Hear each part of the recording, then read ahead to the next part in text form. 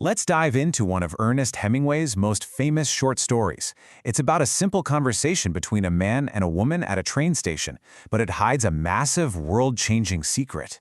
Today, we're going to peel back the layers and find out what they're really talking about.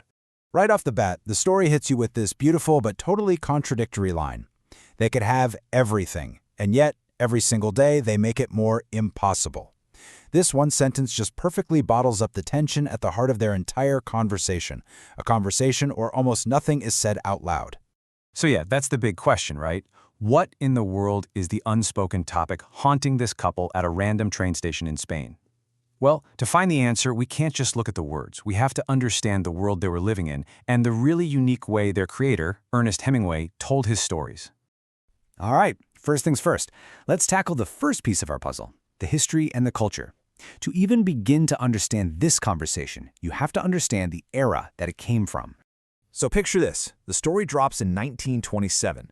We're talking right in the middle of the Roaring '20s. This was a wild decade of huge change, kind of squeezed between the absolute trauma of World War I and the looming economic disaster of the Great Depression. It was a time of partying, of excess, and thanks to Prohibition, a lot of underground speakeasies. And this whole chaotic time, it sparks this huge artistic movement called modernism. You have to understand, this was a generation that was just shattered by World War I. They were angry, disillusioned. It felt like all the old rules and traditions had led to nothing but catastrophe. So writers started questioning everything, from religion to reality itself, and looked to big thinkers like Freud and Einstein to try and make sense of it all. And here's something absolutely crucial, especially for our story. The Jazz Age was a game changer for women. Suddenly, they had new freedoms. Their fashion changed completely, and all the old-fashioned rules about relationships were being thrown out the window. This is the exact cultural pressure cooker our two characters are stuck in. Okay, so we've got the setting down. We know the world they're living in. But now, we have to talk about the guy who put them there. Because to really read Hemingway, you have to learn his secret code. See, Hemingway wasn't some academic writing from an ivory tower. No way. He was this era.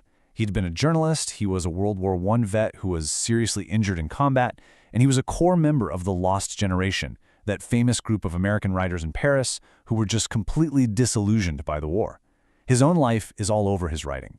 And this right here, is the absolute master key to unlocking all of his work. It's called the iceberg principle.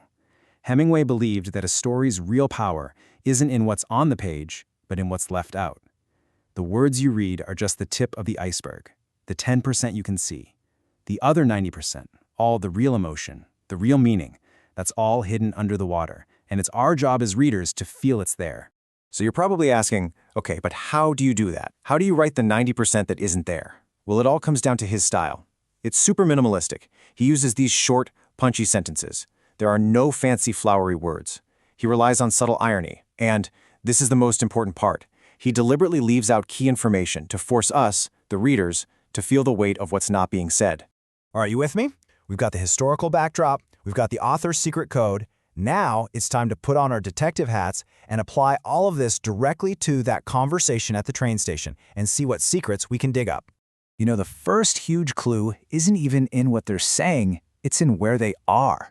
Hemingway splits the entire scene in two. On one side of the train tracks, you've got this beautiful, fertile valley. There are fields, trees, a river. It's practically screaming life and possibility. But on the other side, it's just dry, barren hills. No shade, no life. This isn't just a location, it's a giant flashing sign symbolizing the two paths they can take. Okay, now let's look at the actual words. It's almost like a tennis match, isn't it? Back and forth. He says, we can have everything. She says, no, we can't.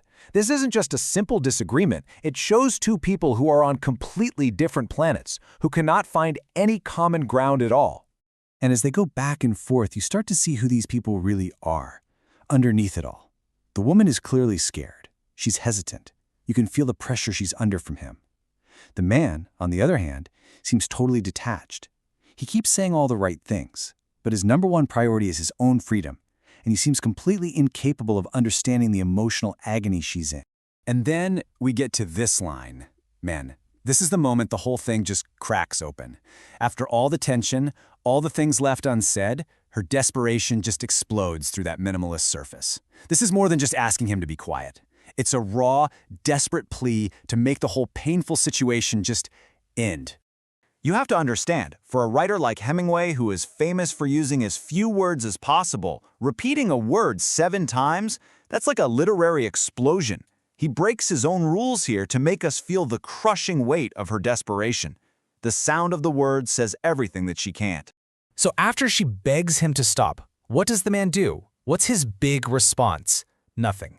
He says absolutely nothing. Instead, he just looks over at their luggage, which was covered in hotel labels from all the places they've been. In that one look, you see everything he really wants. Those labels represent a life of travel, of freedom, of zero responsibility, and that's the life he's trying to get back to.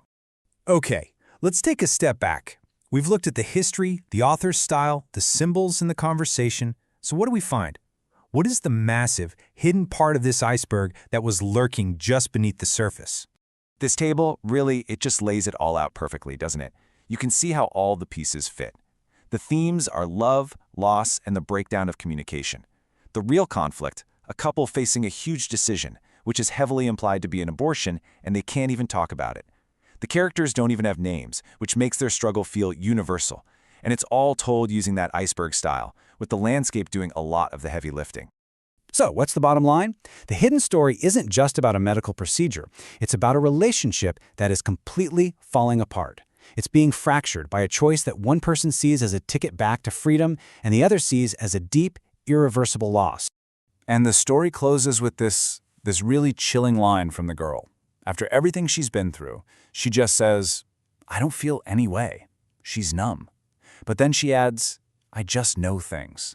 And in that moment, you get the sense she's gained some kind of terrible, sad certainty. She knows their relationship, and maybe her whole life has been changed forever.